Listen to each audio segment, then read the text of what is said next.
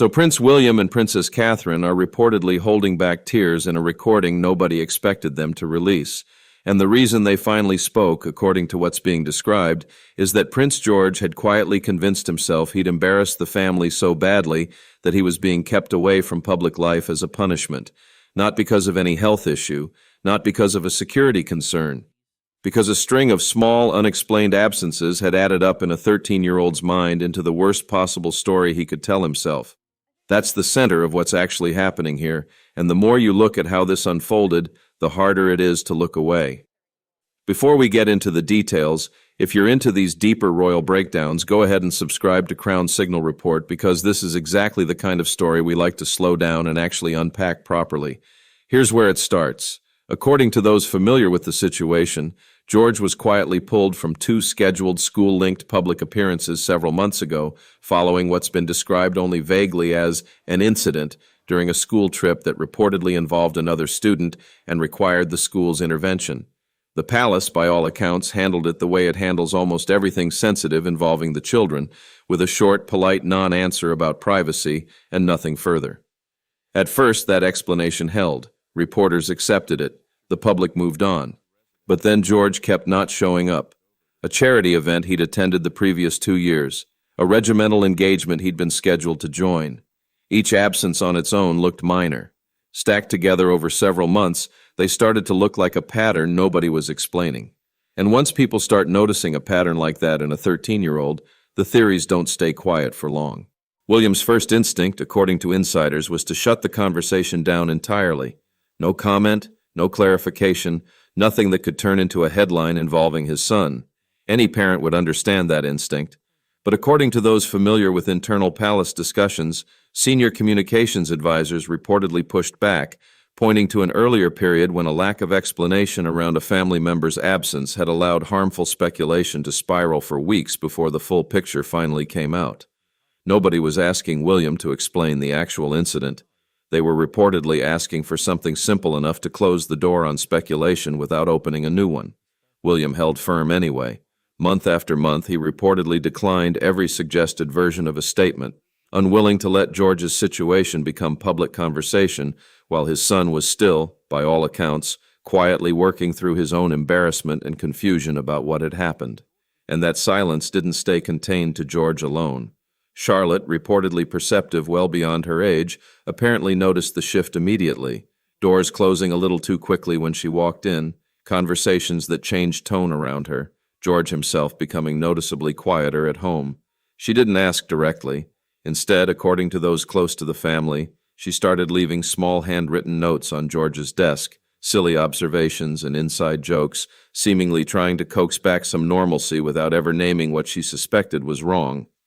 Louis, still young enough to mostly miss the tension, occasionally asked why George wasn't allowed to come to things anymore, a question that, according to insiders, nobody in the household had a comfortable answer for. Meanwhile, Catherine was reportedly carrying her own quiet exhaustion, worried about George but trying not to let that worry show, while William did the same thing in the opposite direction, trying to appear composed for her sake. Neither, according to those familiar with the household, realized how much they'd both stopped saying out loud what they were actually feeling. Weeks like that don't usually end in arguments.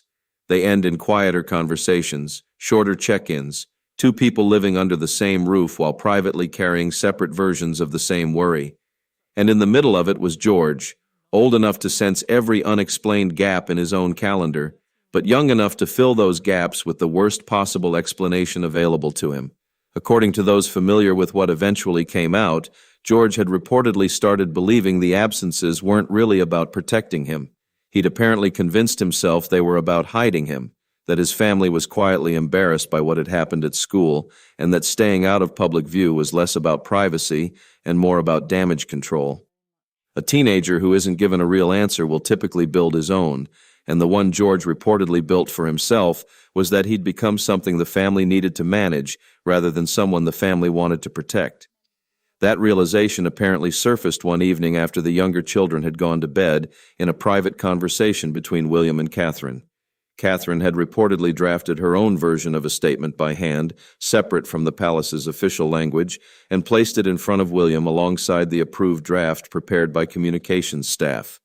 The palace version, according to those who saw both, was carefully worded, vague enough to avoid inviting further questions, emphasizing privacy and family time without acknowledging what had actually been happening at home. Catherine reportedly found it hollow. It explained nothing real. It didn't come close to describing what she'd watched her son quietly absorb over the past several months. William, by most accounts, read only the first few lines of her version before shaking his head, reportedly warning her that anything made public about George's situation would follow him indefinitely, repeated, dissected, referenced for years by people who'd never actually met him. As he spoke, according to insiders, his voice grew firmer, then abruptly stopped mid-sentence, as though he'd caught himself. In that pause, both of them apparently recognized what was actually driving the disagreement. It wasn't really about wording, it was fear, dressed up as caution. Catherine reportedly didn't back down. She told William plainly what George had apparently confided to her days earlier, that he believed he was being hidden because the family was ashamed of him. Not sick, not in danger, just quietly convinced he'd become a problem the family had to manage out of public view. That detail, according to those familiar with the conversation, changed everything. Catherine reportedly pushed the palace's official draft back across the table and told William there was nothing in it that resembled the son they actually knew, a boy who'd spent months second-guessing his own place in the family because nobody had told him otherwise.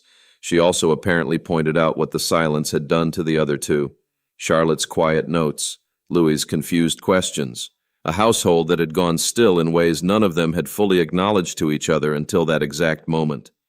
That night, according to insiders, William and Catherine reportedly reached an agreement. Catherine would speak, but only enough to correct what George believed, without detailing the incident itself or turning her son's private embarrassment into public material. Even after they'd agreed on the wording, though, one more person reportedly still had the ability to stop it entirely, and notably the one family member who may have understood the situation better than anyone else involved. That was Princess Anne. According to those familiar with what happened next, Anne received the draft later that evening after a routine briefing, read it once in silence, then read it again. She reportedly paused on a specific line, one describing a child mistaking privacy for shame, and sat with it for a long moment before saying anything at all. Anne, by most accounts, has long taken a particular interest in how the younger royals are raised, having watched the emotional cost of institutional silence play out across more than one generation of this family. She reportedly asked William a single pointed question. Was this statement actually meant to help George, or was it meant to make the adults around him feel like they'd done something? It was not a comfortable question, but according to insiders, it was the right one. The specific issue, once Anne raised it, became clear.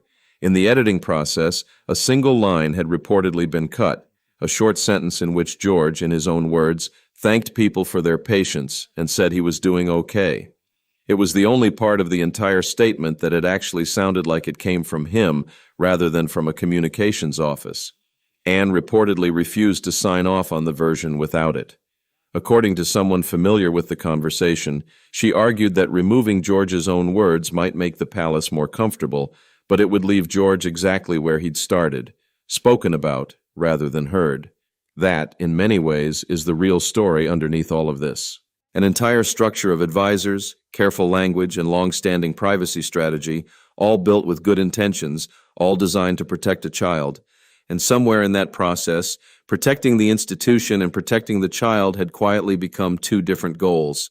The silence meant to shield George had instead left him believing he was the problem. And it took his sister's quiet noticing, his mother's refusal to accept a hollow explanation, and his aunt's insistence on keeping his own voice in the message before anyone corrected the story he'd been telling himself for months. When the statement finally aired, according to those who watched it closely, Catherine chose her words with visible care, naming what George had felt without describing the incident that caused it, drawing a clear line between what the public was owed and what her son was still entitled to keep private. Public reaction, by most accounts, shifted quickly. The speculation that had quietly built for months gave way to something closer to collective reflection as people realized what their curiosity might have looked like from a 13-year-old's side of it. William notably didn't add his own statement or stand beside her for the recording.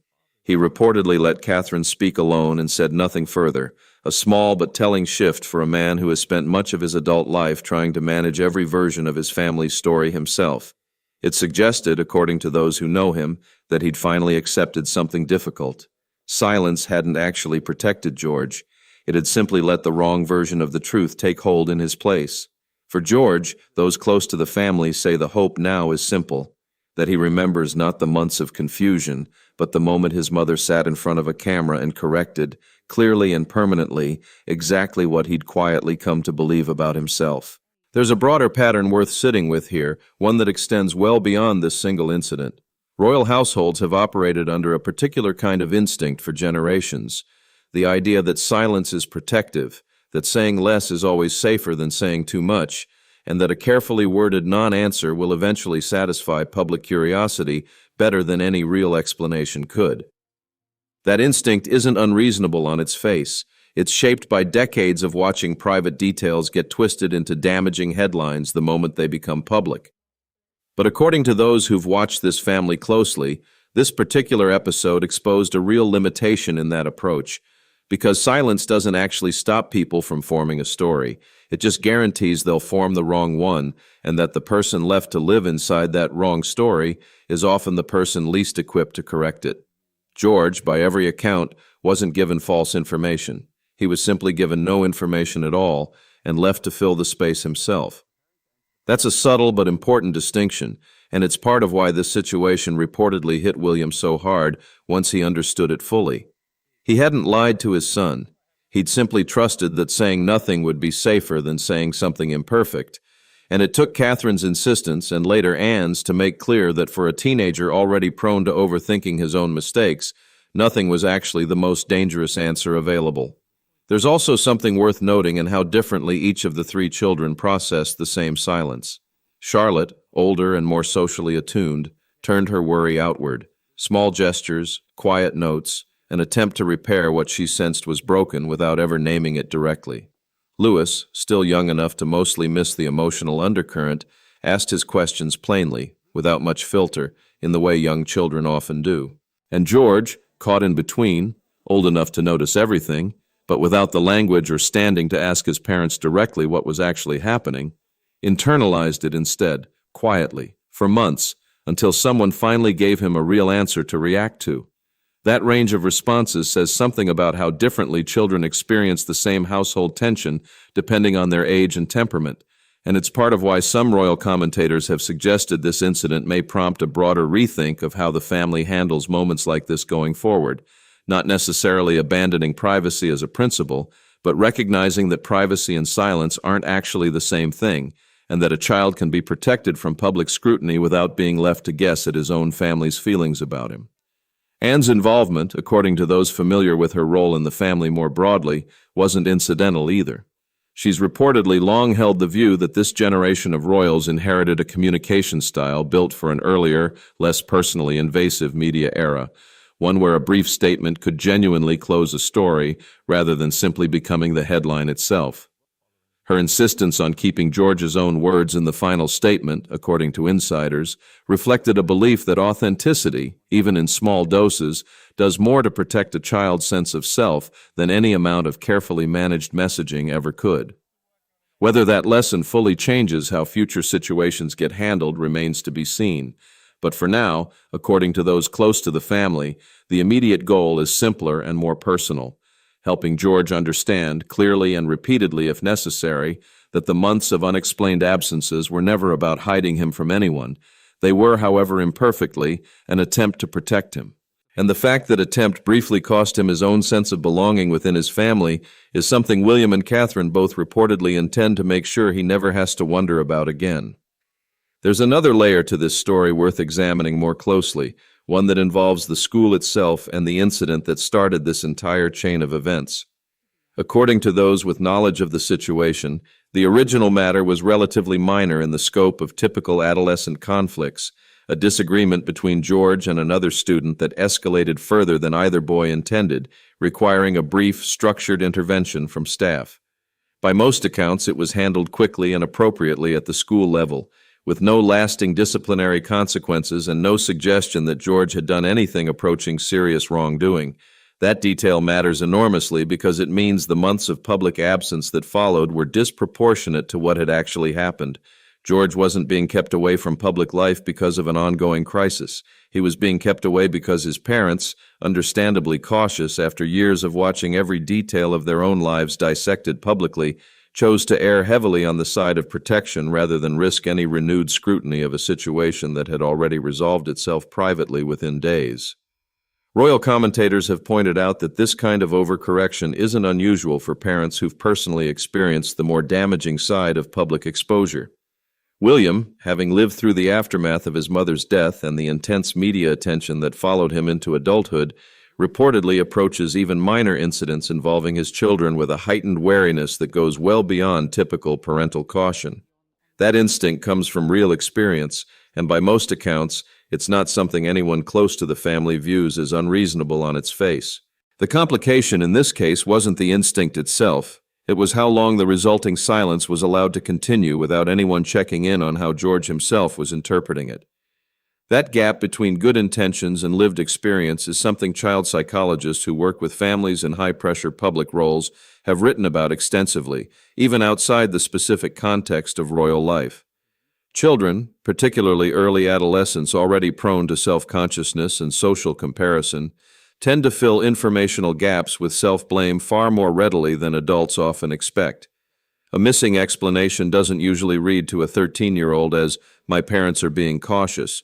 It reads as, "Something is wrong with me, and nobody wants to say it directly."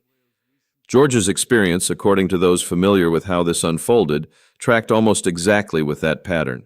There's also the matter of how differently this situation might have played out with more regular, low-stakes check-ins along the way. Some of those close to the family have suggested, with the benefit of hindsight, that even brief private reassurance from William or Catherine early on, nothing requiring a public statement, simply consistent honesty at home about why events were being skipped, might have prevented George's belief from calcifying the way it did over several months. Instead, according to insiders, the household's approach to protecting him from public exposure inadvertently left him without protection from his own internal narrative, which in some ways proved far more damaging than anything the public could have said. Charlotte's role in all of this deserves closer attention as well, because her instinctive response reveals something about how children in this specific environment learn to cope with unexplained tension long before they're old enough to name what they're actually sensing. According to those familiar with the household, she never directly asked her parents what was happening with her brother. Instead, she apparently took it upon herself to quietly manage his mood through small, private gestures, the handwritten notes, the inside jokes, small kindnesses aimed at making George feel normal again, even while the underlying cause of his withdrawal remained a mystery to her as well. Child development specialists who've commented publicly on similar family dynamics note that this kind of behavior, while touching, often reflects a child taking on emotional responsibility that isn't really theirs to carry. Charlotte, by trying to fix her brother's mood without understanding its source, was in some sense protecting the family's emotional equilibrium in a role usually reserved for adults. That she did so instinctively, at 11 years old, says as much about the household's overall silence during this period as anything else in the story. Lewis's simpler, more direct questions, repeatedly asking why George wasn't allowed to come to things, apparently created their own quiet pressure on Catherine and William, according to those close to the family. Children his age tend to ask the questions everyone else has learned to avoid, and insiders suggest that Louis's straightforward curiosity, innocent as it was, became one of the more difficult daily reminders that their chosen approach wasn't actually working the way they'd hoped. Once the full picture came together, Charlotte's quiet worry, Louis's unanswered questions, and finally Catherine's discovery of what George had actually come to believe, the conversation between William and Catherine that followed reportedly became less about strategy and more about reckoning with how badly their intended protection had actually landed. That shift, according to those familiar with the household during this period, marked a genuine turning point in how the couple began approaching the situation going forward, well before Princess Anne became involved in reviewing the final statement. Anne's insistence on preserving George's own words in the final release reflects something royal historians have noted about her approach to the monarchy more broadly throughout her long public life, a consistent preference for directness over careful managed messaging, even when that directness carries more immediate risk. Those who've worked alongside her over the years describe her as someone who has little patience for statements crafted primarily to protect institutional comfort rather than to serve the actual person at the center of a situation. Her involvement here, according to insiders, wasn't about overriding William and Catherine's judgment. It was about making sure the version of the statement that reached the public still sounded like it came from a real 13-year-old boy rather than a communications office speaking on his behalf.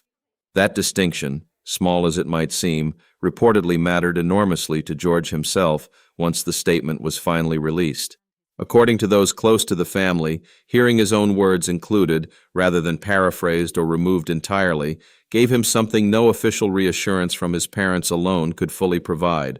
Proof, in his own voice, that he hadn't simply been managed through this experience but genuinely heard by the people responsible for deciding what the world would be told. The public reaction in the days that followed reportedly surprised even some of the family's closest advisors. Rather than generating a fresh wave of speculation, as some had feared, the statement seemed to quiet months of accumulated curiosity almost immediately. Commentators who'd spent weeks theorizing about George's absence reportedly went notably silent following the release, with several publicly acknowledging they hadn't fully considered what their ongoing speculation might have looked like from the perspective of the child at its center. That shift in public tone, according to royal watchers, illustrates something important about how audiences engage with stories like this one. Speculation tends to feel harmless from the outside, a kind of casual curiosity about public figures whose lives are, by nature, subject to scrutiny. But once the human cost of that speculation became visible, once people understood that an actual 13-year-old had spent months believing his own family was ashamed of him, partly because of the very absence of explanation that speculation had been filling in the meantime, the tone shifted from curiosity to something closer to quiet accountability. For William specifically, insiders suggest this entire experience may end up reshaping how he approaches similar situations involving his children going forward, even if the underlying instinct toward privacy remains unchanged. The lesson, according to those who know him, isn't that public statements are always necessary. It's that silence at home within the family itself carries risks just as real as silence directed at the public, and that protecting a child from public exposure doesn't automatically mean protecting them from the more private, more painful experience of being misunderstood by their own family without realizing it. For George, the hope shared by those closest to the family isn't simply that the public speculation ends, though that matters too. It's that he eventually looks back on this period not as the moment he learned his family could be embarrassed by him, but as the moment he learned, however painfully it arrived, that they weren't.